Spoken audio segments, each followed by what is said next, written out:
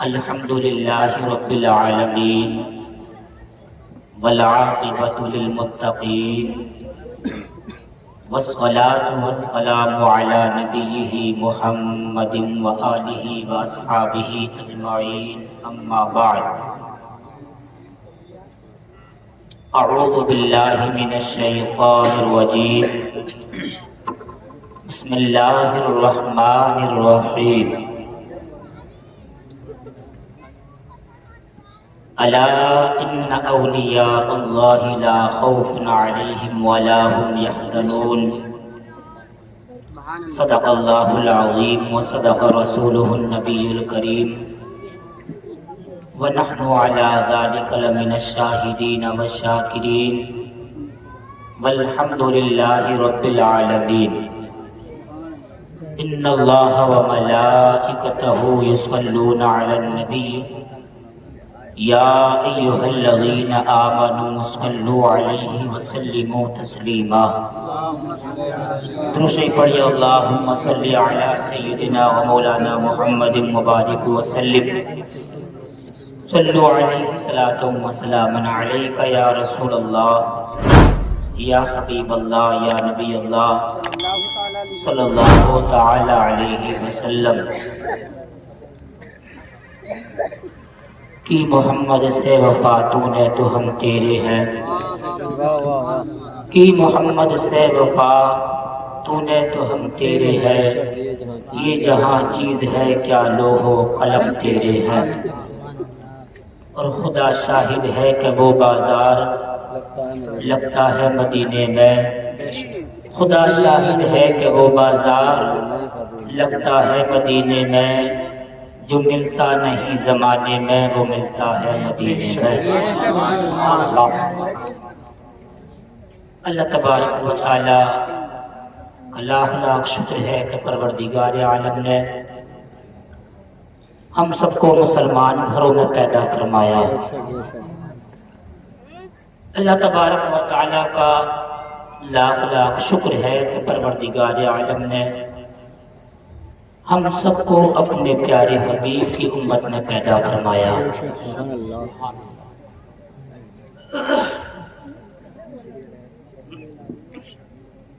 اللہ تبارک و تعالی قرآن شریف کے اندر ارشاد فرماتا ہے الا ان اولیاء اللہ لا خوف علیہم ولا هم يحزنون اور میں نے حضرت سے پوچھا بھی تھا یارم شریف کا آج دن بھی ہے اور یہ ربیع الثانی کا مہینہ بھی ہے اور عاشقان غوث اعظم ویسے تو ہر مہینے میں چاند کی 11 تاریخ کو سرکار غوث پاک کی 11ویں شریف مناتے ہیں ان کی یاد مناتے ہیں لیکن جب ربیع الثانی کا مہینہ آتا ہے تو اس کو بڑی 11ویں شریف کہا جاتا ہے کیونکہ اس مہینے میں حضور سیدنا غوث اعظم پیران پیر دستگیر روشن ضمیر شیخ عبد القادر جیلانی محبوب سبحانی قطب ربانی پیر لسانی رحمہ اللہ کا عرس منایا جاتا ہے اور اپنے تو اپنے بیگانوں نے بھی مانا ہے کہ غوث اعظم ایرانی پیر ہے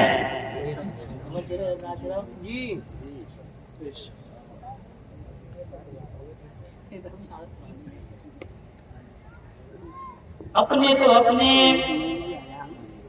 بیگانوں نے بھی مانا ہے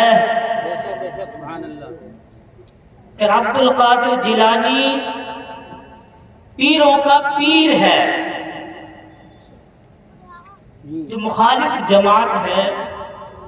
ان کا ایک بہت بڑا لیڈر ہے ابن تیمیہ انہوں نے بڑا رگڑا لگایا کہ یہ ولی نہیں وہ ولی نہیں یہ پیر نہیں وہ پیر نہیں جب ان سے پوچھا گیا کہ تیری نگاہ میں کوئی ولی بھی ہے تیری نگاہ میں کوئی ولی بھی ہے کہنے لگا ہاں میری نگاہ میں شیخ عبد القادر جیلانی ولی ہیں کون ہے؟ شیخ عبد القادر جیلانی ولی ہے. اور انشاءاللہ بس تھوڑی سی دیر شیخ عبد القادر جیلانی کے حوالے سے گفتگو ہوگی، کیونکہ ہم پیران پیر روشن ضمیر شیخ عبد القادر جیلانی کے ماننے والے ہیں اور ہم ان کے غلام بھی ہیں، اور سرکار غوث اعظم سے ہم مدد بھی مانگنے والے ہیں.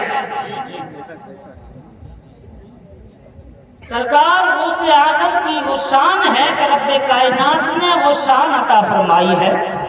وہ کمال عطا فرمایا ہے کہ کسی اور ولی کو وہ کمال عطا نہیں فرمایا ہے. کسی اور ولی کو وہ کمال نہیں ملا کہ جو کمال، جو منصب، جو شانیں، جو بلندیاں، جو مقام غوث اعظم کو ملا ہے وہ کسی اور ولی کو نہیں ملا ہے. اور پیران پیر وہ پیر ہیں کہ جن کے آنے کی خبریں ولیوں نے خود عطا فرمائی ہیں. سبحان اللہ. سینکڑوں ولی دنیا کے اندر ایسے گزرے کہ جنہوں نے پیران پیر کے آنے کی خبریں عطا فرمائی کہ ایک دور وہ آئے گا کہ بغداد کی سرزمین پر ایک ایسا بندہ جنم لے گا کہ وہ ممبر پر بظاہر بیٹھا ہوگا بغداد کے، لیکن پوری دنیا کے ولی اس کے لیے اپنی گردنوں کو جھکا دیں گے، اپنی گردنوں کو جھکا دیں گے. اعلان فرما دے گا آدھی قدمی علی رقبت کل ولی اللہ، کہ میرا یہ قدم تمام ولیوں کی گردنوں پر ہے. جہاں جہاں جو ولی ہوگا اپنی گردنوں کو جھکا دے گا. اور تفریح الخاطر و فاطر بازی لکھتے ہیں کہ خدا کی قسم لوگوں، جب بغداد کے ممبر پر بیٹھ کر میرے غوث نے اعلان فرمایا کہ ہذہ قدمی علی رقبت کل ولی اللہ، کہ میرا یہ قدم تمام ولیوں کی گردنوں پر ہے، تو جتنے بھی ولی اس دور کے تھے وہ جہاں جہاں بھی تھے اپنی گردنوں کو جھکا دیا. اور ذرا دیکھ تو صحیح، اجمیر کے راجا مہاراجا عطائے رسول خواجہ رسول اللہ کی عطا، انہوں نے خراسان کی پہاڑیوں میں اپنے سر کو جھکایا. مرید کہنے لگے سرکار کیا معاملہ ہے، آج یہاں آپ نے سر کیوں جھکایا ہے؟ تو آپ نے فرمایا کہ تمہیں پتہ نہیں ہے، آج بغداد کے ممبر پر بیٹھ کر غوث اعظم نے، آج عبد القادر جیلانی نے اعلان فرما دیا ہے ہذہ قدمی علی رقبت کل ولی اللہ، کہ میرا یہ قدم تمام ولیوں کی گردنوں پر ہے، تو میں نے ان کا قدم اپنی گردن پر لے لیا. سبحان اللہ. سبحان اللہ. سبحان اللہ. قدم میں نے اپنا تمام ولیوں کی گردنوں پر.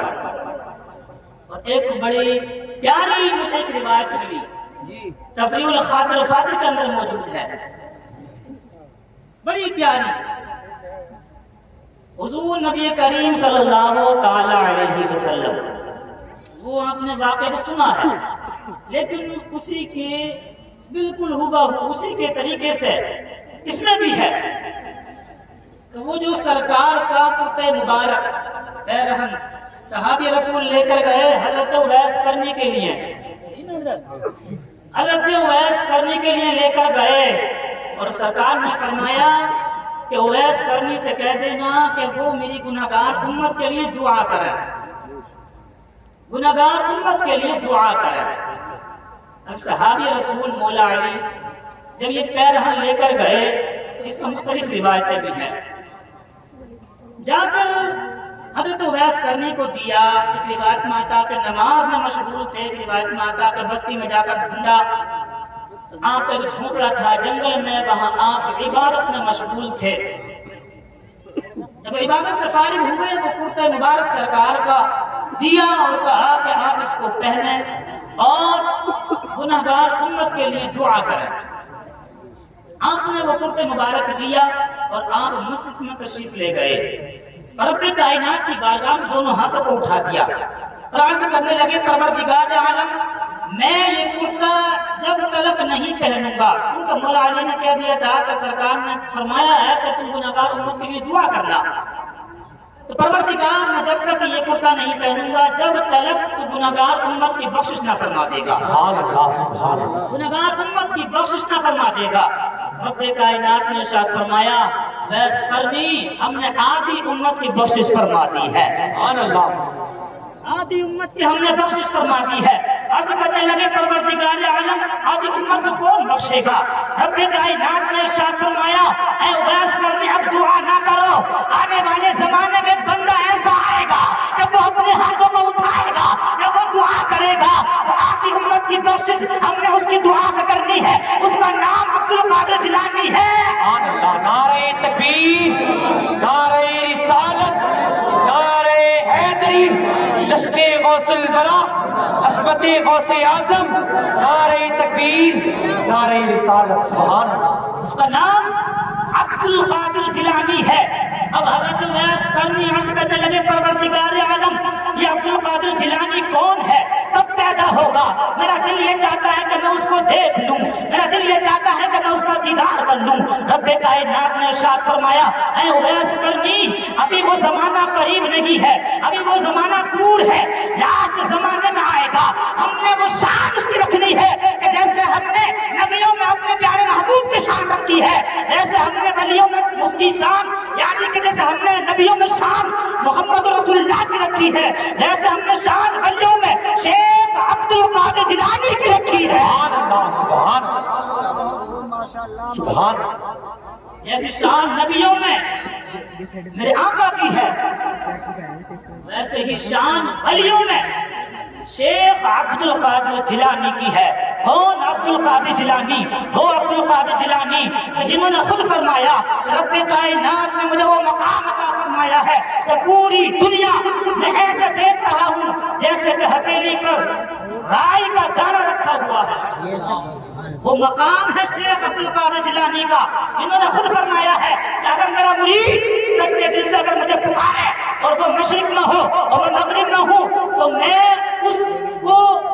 بچانے کے لیے پہنچ جاتا ہوں یا اس کی مدد کے لیے پہنچ جاتا ہوں۔ الغرض تفریح الخاطر و قادر کے اندر یوں لکھا ہے کہ اگر اس کا سطر کھل جائے تو میں سطر اس کا جھانکنے کی بھی طاقت رکھتا ہوں۔ یہ شیخ عبد القادر جیلانی نے ارشاد فرمایا۔ کون شیخ عبد القادر جیلانی؟ کہ ان کی تو ان کی شان، جن کے مریدوں کی شان یہ ہے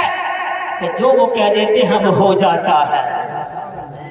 ایک چھوٹی سی بات،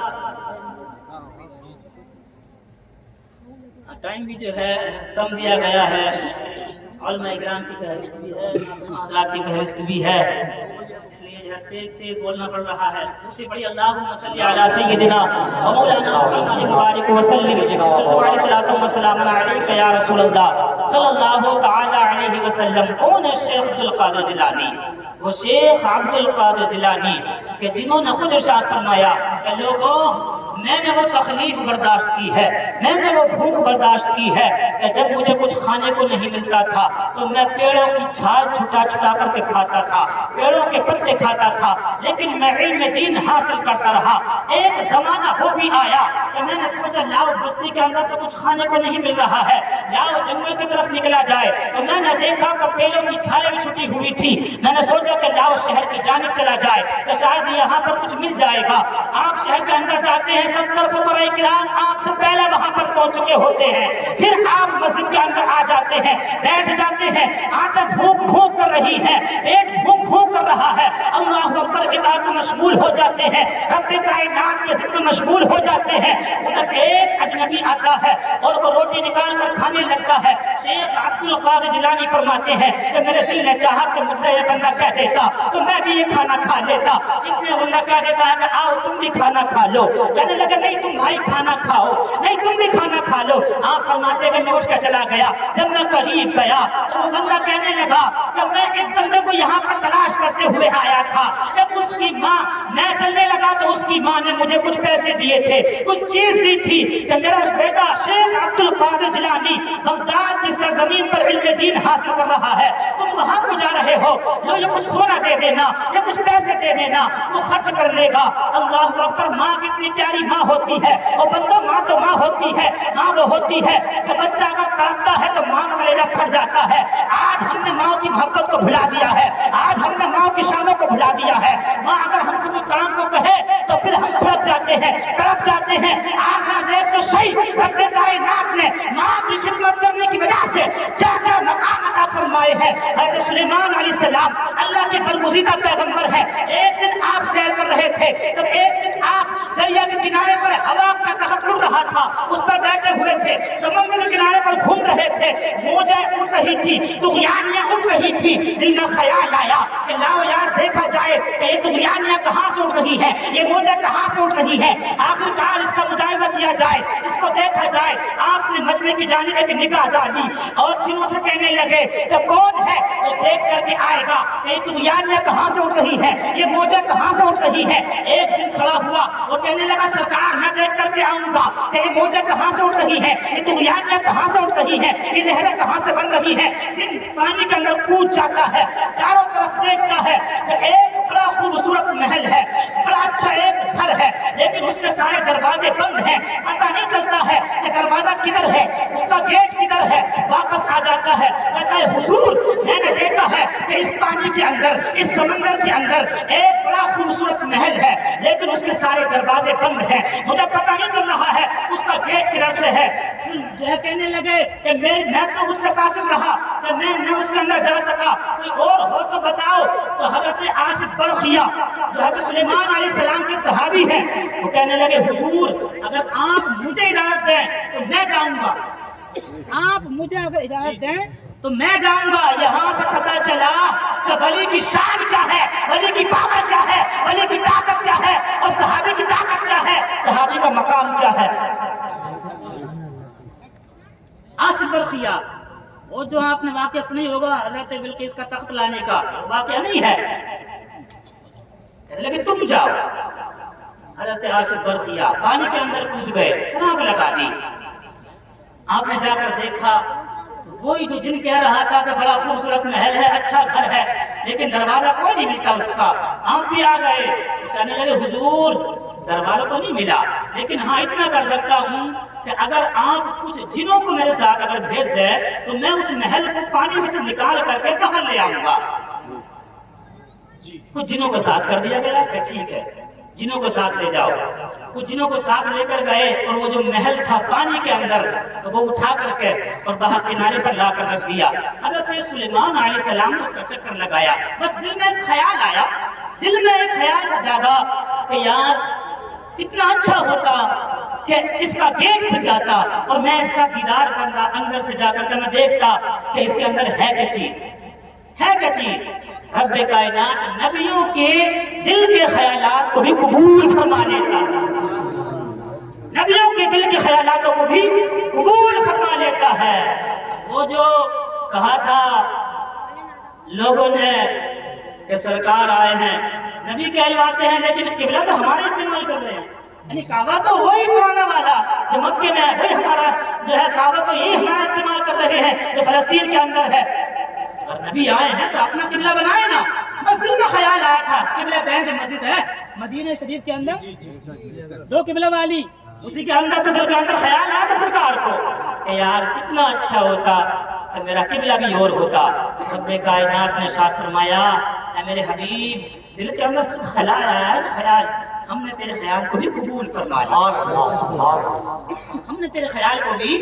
قبول فرما لیا ہے۔ اب حضرت سلیمان علیہ السلام کے دل میں خیال آیا کتنا اچھا ہوتا اس کا گیٹ کھل جاتا، میں اندر جاتا، میں دیکھ لیتا کہ کیا ہے۔ اتنا گیٹ کھل گیا، آپ اندر چلے گئے، کیا دیکھتے ہیں ایک نوجوان ہے، اللہ کی عبادت کر رہا ہے، ذکر میں مشغول ہے۔ حضرت سلیمان علیہ السلام قریب جاتے ہیں اور بندہ فوراً سلام کرتا ہے، اے سلیمان علیہ السلام السلام علیکم۔ حضرت سلیمان علیہ السلام حیران ہے، اے بندہ خدا مجھے میرا نام کس نے بتایا ہے، میرے نام زبان پر کیسے آ گیا، تجھے میرا نام کیسے معلوم ہے؟ اس بندہ کہنے لگا اے سلیمان جس رب نے تمہیں یہاں کا راستہ دکھایا ہے اس رب نے مجھے تمہارا نام بھی بتا دیا۔ سبحان اللہ، سبحان اللہ، اسی رب نے مجھے تمہارا نام کہنے لگے یہ تو بتا کہ تجھے بھوک نہیں لگتی، تجھے پیاس نہیں لگتی، کیا تجھے یہاں پر ڈوبنے کا خطرہ نہیں ہے؟ کیا بات ہے؟ کہنے لگا سرکار مجھے بھوک بھی لگتی ہے، مجھے پیاس بھی لگتی ہے۔ کہا پھر کھاتا کیا ہے، تو پیتا کیا ہے؟ کہنے لگا کہ جب مجھے بھوک لگتی ہے رب کائنات جنت سے غذا بھیج دیتا ہے، جب پیاس لگتی ہے تو اسی محل میں رواں ہو جاتا ہے، اور لوگوں بتانا یہ ہے کہ یہ مقام ملا کہاں سے ہے، یہ شان ملی کہاں سے ہے۔ حضرت سلیمان علیہ السلام نے یہ سوال کیا تھا کہ بتا تو صحیح تیرا مقام یہ اتنا پہنچا کیسے ہے، تو کون سی عبادت کرتا ہے، کون سا ایسا ذکر کرتا ہے کہ جس کی وجہ سے تو اس مقام پر پہنچ گیا ہے، اس بلندی پر پہنچ گیا ہے۔ اور بندہ کہنے لگا سلیمان نہ میری کوئی ایسی عبادت ہے، نہ میرا کوئی ایسا ذکر ہے، بلکہ جب میرا ایک معمول تھا، وہ معمول کیا تھا؟ جب میری ماں بیمار ہوئی، جب وہ بیمار ہونے لگی تو اس نے مجھے پکارا میرے بیٹے میں بیمار ہونے لگی ہوں، میں نے 8 سال تک اپنی ماں کی خدمت کی ہے۔ اور لوگوں صحیح کہ 8 سال بندہ خدمت کرے رب کائنات وہ مقام عطا فرما دیتا ہے۔ 4 دن ہو جائیں ماں کہہ دے کہ بیٹے دوائی لا دے، پہلے دن لا دے گا، دوسرے دن کہہ دے بیٹے دوائی لا دے، تو پھر دوسرے دن لا دے گا، تیسرے دن اگر کہہ دے تو آنکھ چڑھا لیتا ہے، کہتا ماں مجھے ٹائم نہیں ہے، میچ کھیلنے کے لیے ٹائم ہے، کرکٹ کھیلنے کے لیے ٹائم ہے، موبائل چلانے کے لیے ٹائم ہے، الغرض کے تمام چیزوں کے لیے ٹائم نکال لیتا ہے۔ لیکن جب ماں پکارتی ہے، جب باپ پکارتا ہے تو اس کے لیے ٹائم نہیں ملتا ہے۔ اور پیارے جب ماں بستر پر ہوتی ہے تو اس کا کلیجہ پھڑکتا ہے، جب بچہ دور ہوتا ہے تو ماں کا بیٹا بھانتی ہوئی کہتی ہے کہ پروردگار میرے بچے کو سلامت رکھنا، اے پروردگار عالم اس کو ٹھیک رکھنا، اے پروردگار نہ جانے میرا بچہ کیسا ہوگا، نہ جانے وہ کیسے روٹی کھا رہا ہوگا، نہ جانے کیسے زندگی گزار رہا ہوگا۔ اللہ وہ پیارے اس نوجوان کہنے لگا اے سلیمان میں نے 8 سال اپنی ماں کی خدمت کی، جب 8 سال پورے ہو گئے میری ماں کے موت کا وقت قریب آ گیا تو میری ماں نے مجھے پکارا اے میرے بیٹے اب میرے موت کا وقت قریب آ چکا ہے، آ میرے بیٹے سینے سے لگ جا، میں کچھ تجھے دعا دینا چاہتی ہوں، کچھ دعا لے لے۔ آپ کہتے ہیں کہ میں قریب گیا، میری آنکھوں میں آنسو تھے، میں کہنے لگا ماں مجھے چھوڑ کے نہ جا، ماں تیرے بغیر میرا جی نہیں لگے گا، اے ماں میں تو ماں کس کو کہوں گا۔ اور لوگوں ناز کرو اپنے اوپر، آپ تمہاری ماں زندہ ہے، تمہارے باپ زندہ ہے، دنیا کے اندر اگر کوئی دولت سب سے بڑی ہے تو وہ ماں ہے، اگر دنیا کے اندر سب سے بڑی کوئی دولت ہے تو وہ باپ ہے۔ دنیا کے اندر ماں کہنے والے اور بیٹا کہنے والے تو بہت سارے مل جائیں گے، لیکن پھر میں دعا دینے والا کوئی نہیں ملے گا، رات کے اندر تمہیں دعائیں دینے والا کوئی نہیں ملے گا۔ ماں نے دعا دینا شروع کر دی اے پروردگار عالم میرے موت کا وقت قریب ہے، میرے اس لال نے میری 8 سال خدمت کی ہے، اے پروردگار تو اس کو نمازی بنا دے، اے پروردگار عالم تو اس کو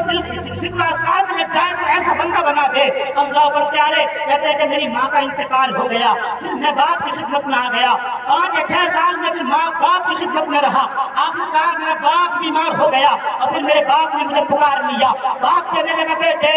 میں بھی اب جانے لگا ہوں، آج تجھے ماں نے دعا دی تھی اور میں بھی دعا دے کر تجھے محفوظ کرنا چاہتا ہوں، بتا تو صحیح بیٹے تجھے ماں نے دعا کیا دی تھی؟ تو بیٹا کہنے لگا ابا جان میری ماں نے مجھے نماز کی دعا دی تھی، میری ماں نے مجھے ذکر و اذکار کی دعا دی تھی، نیک دعا دی تھی۔ آپ کہنے لگے کہ بیٹے آج میں تیری عبادت کو محفوظ کر دوں، آج میں تیرے اس ذکر کو محفوظ کر دوں۔ ہاتھوں کو اٹھایا، آنکھوں میں آنسو تھے اور ہونٹوں پر وہ لب نکل رہے تھے اور جان بالکل برباد ہونے والی تھی، لیکن پھر بھی بیٹے کے لیے دعا کر رہے تھے اے پروردگار عالم اس میرے بیٹے کو اس کی عبادت کو محفوظ فرما دے اور ایسی جگہ اس کو پہنچا دے عبادت کے لیے کہ جہاں شیطان کا پر بھی نہ پہنچ،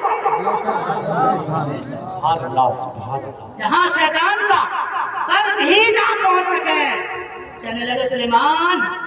میں پھر ایک دن یہاں پر گھوم رہا تھا، اس کے بعد میں نے دیکھا کہ بڑا خوبصورت محل تھا، میں اس کے اندر آ گیا اور جیسے اس کے اندر آیا گیٹ بند ہو گئے، دنیا بھول گیا،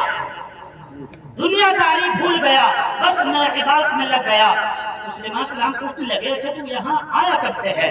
نگر سرکار پتا تو نہیں کب سے آیا، لیکن اتنا ضرور معلوم ہے کہ جس زمانے میں آیا تھا، اس دور میں آیا تھا، وہ دور ابراہیم علیہ السلام کا دور تھا۔ رب کائنات سے دعا ہے کہ پروردگار عالم بولنے میں قصدن سے ہم لفظ کوئی خامی یا غلطی ہو گئی ہو تو اپنے پیارے حبیب کے صدقے سے معاف فرمائے۔ السلام علیکم ورحمۃ اللہ وبرکاتہ۔